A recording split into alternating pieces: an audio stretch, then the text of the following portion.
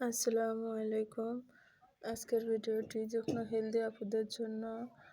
যেহেতু pan card salwar কাটতে গেলে হেলদি আপুদের জন্য কিংবা মোটা আপুদের জন্য কলি দেওয়া লাগে যেকোনো সালোয়ারে। তো আজকের ভিডিওটি আপনারা কলি ছাড়াই প্যান কার্ড সালোয়ার কাটিং করতে পারবেন।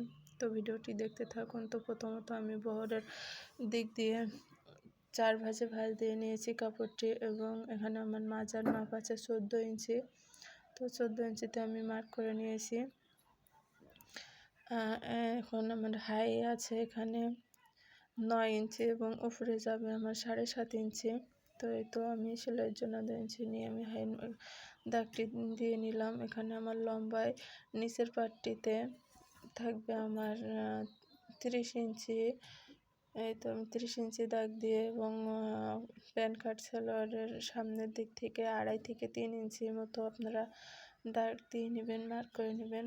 নিয়ে তারপরে আধা ইঞ্চি সেলাইয়ের জন্য রাখবেন, এবং যে মৌরির মাপটা আপনাদের সেই মাপ অনুযায়ী দাগ দিয়ে নেবেন। এখানে আমি 1 ইঞ্চি কাপড় এক্সট্রা রেখেছি সেলাইয়ের জন্য।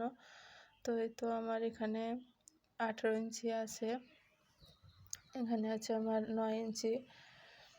তো এখানে আমি কোমরের জন্য নিয়েছি 14 ইঞ্চি। তো এই তো আমার মাপ আরও একবার দেখে নিয়ে আমি কাটিং করে নিচ্ছি।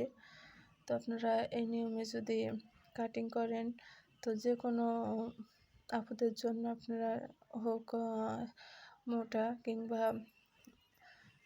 চিকন, যে কোনো আপুদের জন্য আপনারা সহজেই এভাবে প্যান কার্ড সালোয়ারটি কাটিং করতে পারবেন কলি ছাড়াই। এখানে কিন্তু কলি লাগবে না।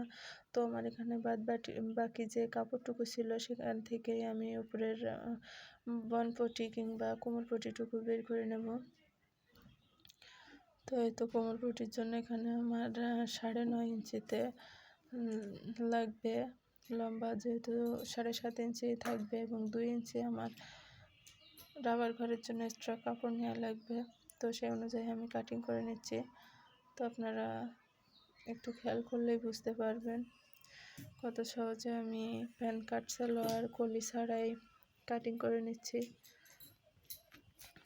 তো আপনারা এভাবেই যে কোনো আপুদের জন্য আপনারা সালোয়ারটি কাটিং করতে পারবেন। তো এখানে আমি যেহেতু সালোয়ারের নিচের অংশে একটু ডিজাইন দেবো, তার জন্য আমি নিচের কাপড়টি কাটিং করে নিচ্ছি। তো সবাই ভিডিওটি যদি ভালো লাগে লাইক কমেন্ট শেয়ার করবেন। ধন্যবাদ।